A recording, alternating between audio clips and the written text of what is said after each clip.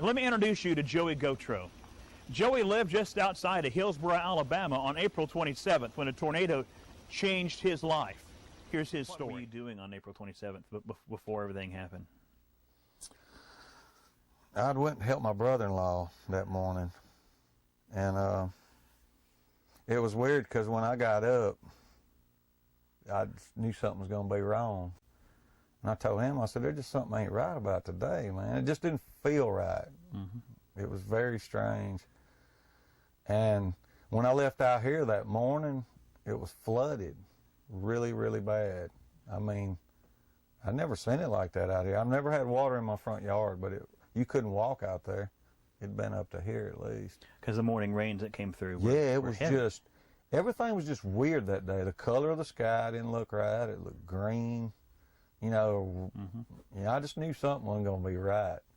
Well, on a day when you have morning tornadoes, which is odd. I mean, there are morning tornadoes through Marshall County and Coleman County, and then you start seeing the afternoon start getting nuts.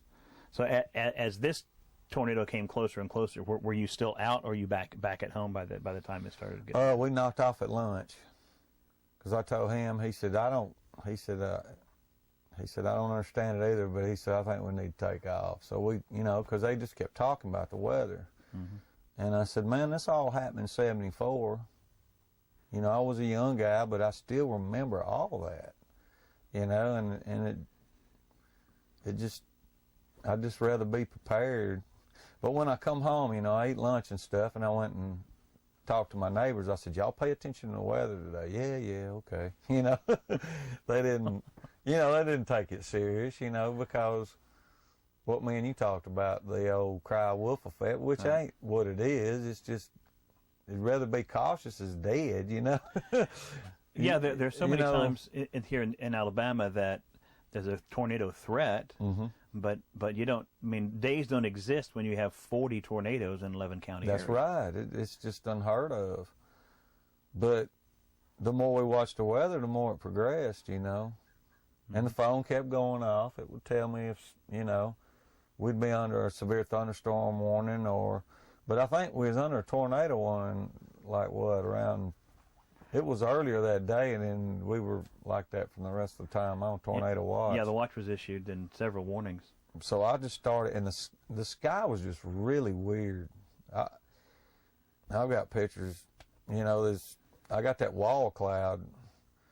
But I went and sit down with my neighbors and stuff, and I don't know, it was just weird. I had my camera on me. I just knew something was going to happen. I just didn't know what, and I was hoping all that stuff would just blow over. Mm-hmm. But that ain't the way it turned out at all. Well, what did it sound like? Oh, man. It just... Just a rumble? Yeah, it ain't really a train like everybody says. It's because it's you know how a train does. It just kind of ranges. Right. This thing had just it's like somebody with a giant boom box to me, just going all the time. But the phone went off, and you said, you got 3 minutes and 48 seconds. Take shelter now. Because I think it was crossing like 157 up here or something. It hadn't got to Cleveland and up there where it hit, the Maze's store and all that. Hadn't got there yet. But you could hear it. You could still hear it. I could, and Tommy kept saying, that's thunder, that's thunder. I said, it's not stopping. So how far is Cleveland from here? I guess it's about 6-7 miles. So you're hearing the roar 10 miles away almost. Yeah. It's practically right over that hill there where it come over. And he said, I said, that's not stopping. He said, it ain't, is it? But I run to my house, and stupid me, I'm looking for my wallet. I can't find my wallet. And I said, well, I'm tired of looking for it. And I looked around, there it is laying on the floor, and I grabbed it. And it's odd, I looked at my house and said, I hope you're here when I get back. And I got in the truck, and I tore off down the end of the driveway. As soon as I got to the end of the driveway, there it was. And stuff was just, it was raining everything, but it hasn't topped that hill yet.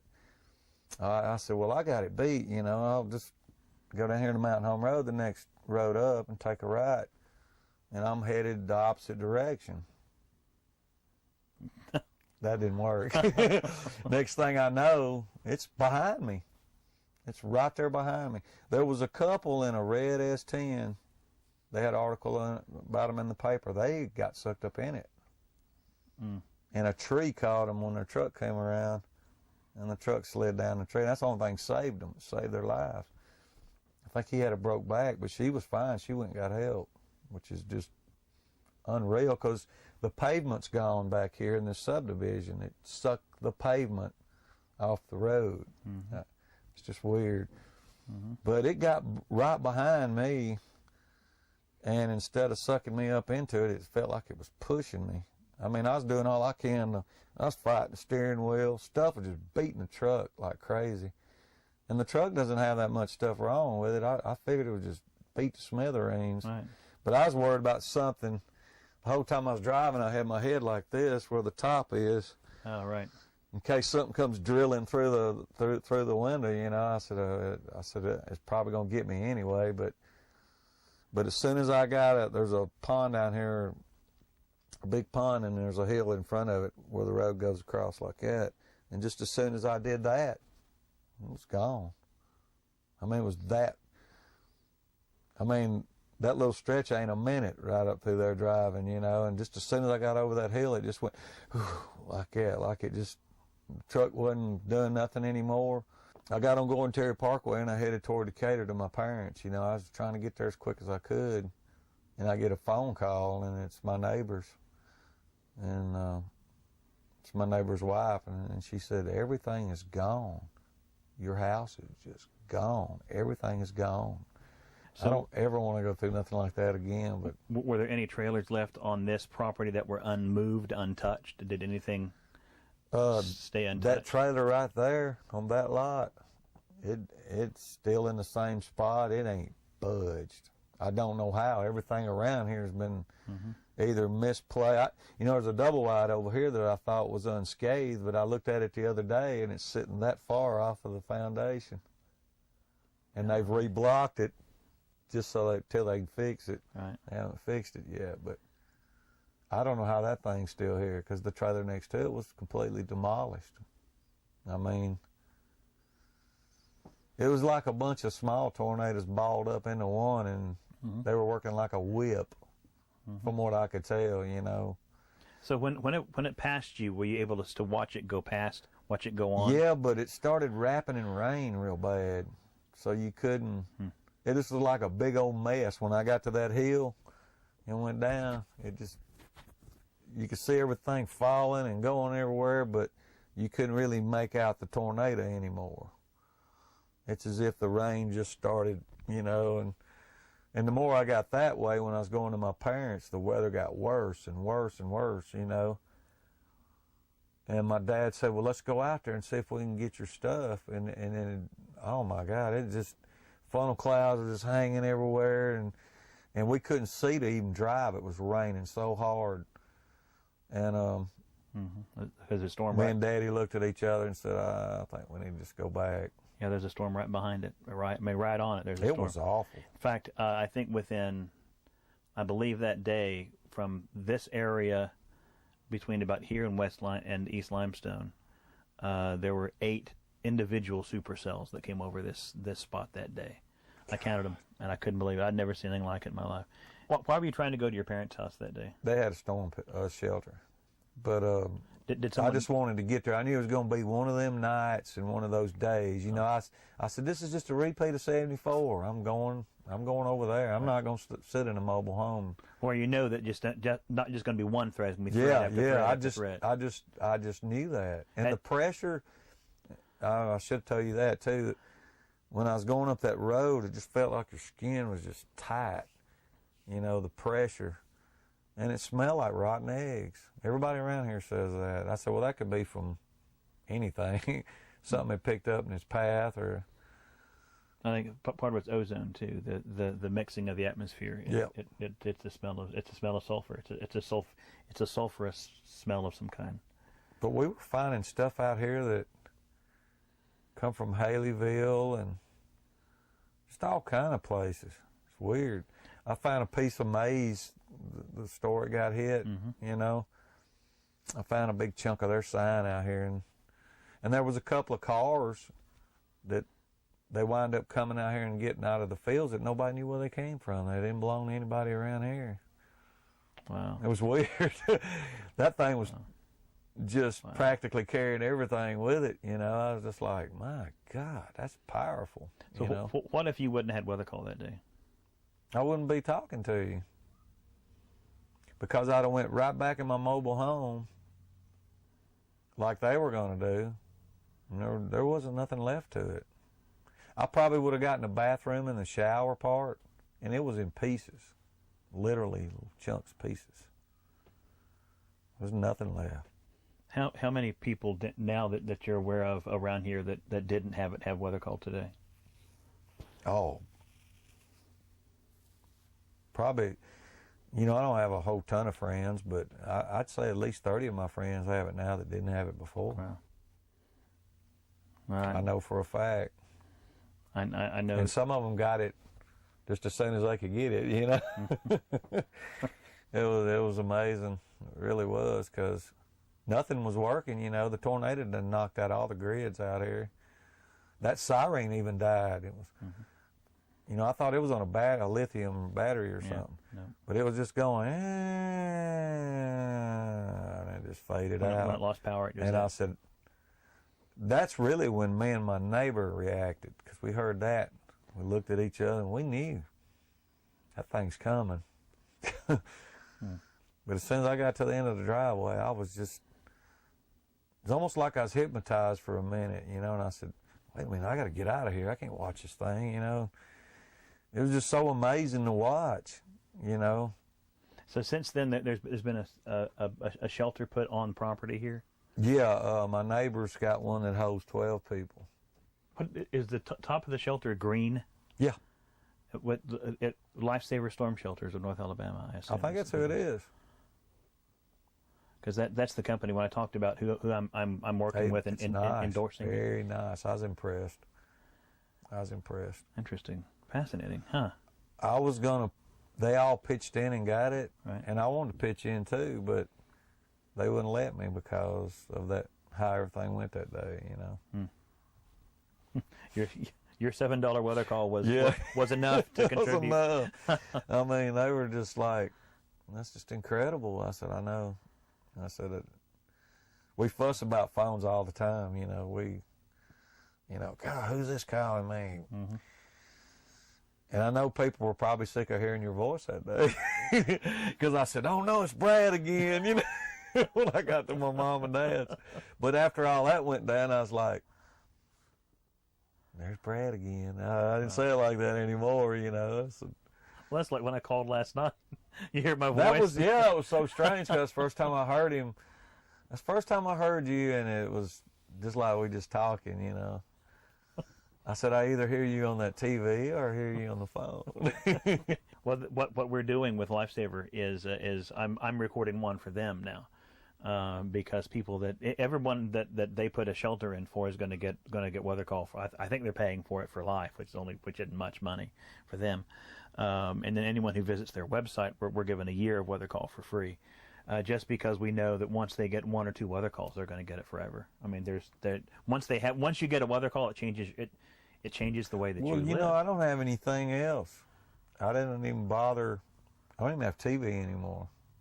I got DVDs, you know, people's giving me and this and that, and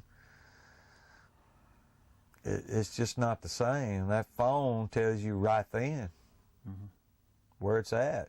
You got plenty of time to do something. I mean, I know TV's pretty accurate too, but I don't know. It's just something nice about having that thing on you. Even if you're not here, you'll know what's going on. Say like I'm in Decatur and there's a tornado coming here, I don't want to come back here. Right. That thing's telling me that it's done it in Lawrence County. Not to go, you know. It's just,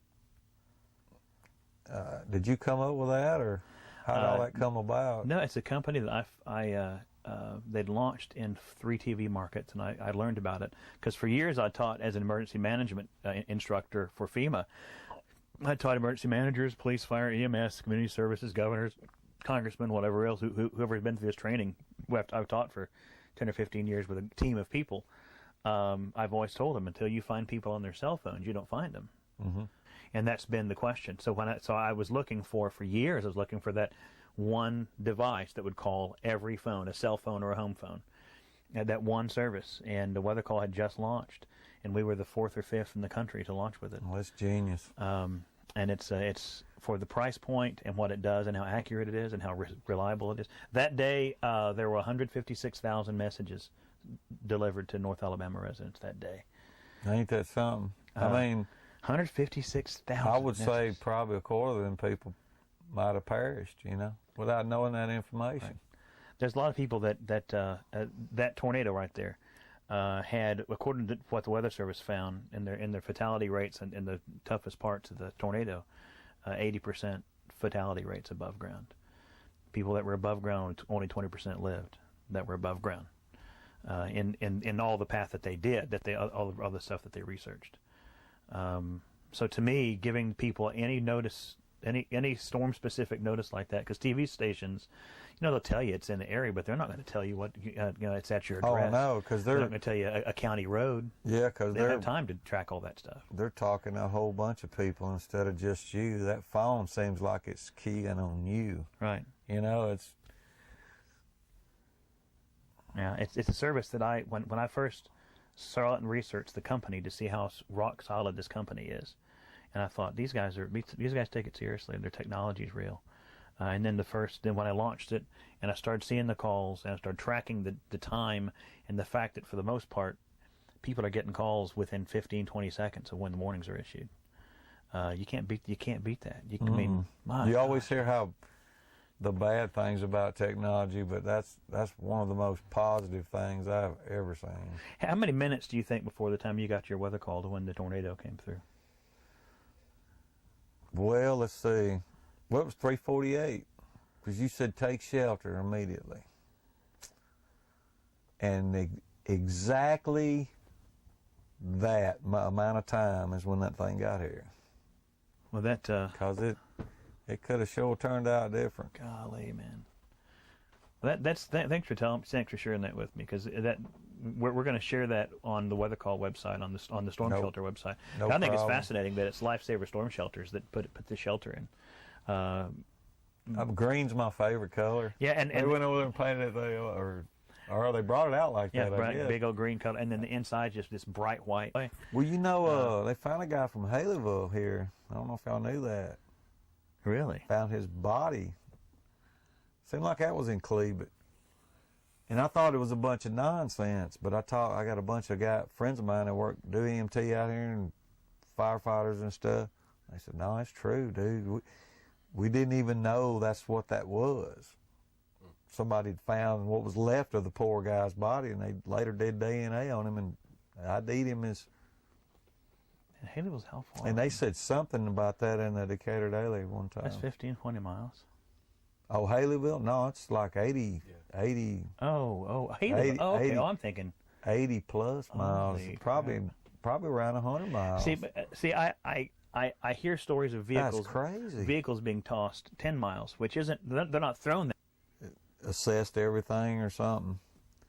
And he was walking around and we was talking about that. He said, "Yeah, I think that guy his body just stayed in that loop, Just kept recycling. I mean, I hate to use that term, but that's what it was doing. It's kind of the physics term is it's recycling. It's recycling the debris. At that point, it's just debris. Unfortunately, I mean. Well, I hope he went quick. He didn't. Golly. How much did insurance help? And did insurance pay what you thought? Yeah, they've been good. I mean, can't complain about all that. Golly.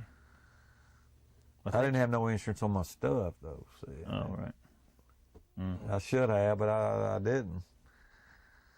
I'm a liability guy. Once it's paid off, or I don't care that about it. It's gone. Right. It goes. God didn't want me to have it to begin with. That's the way I look at it. But not the whole house. One time, I I didn't mean it like that.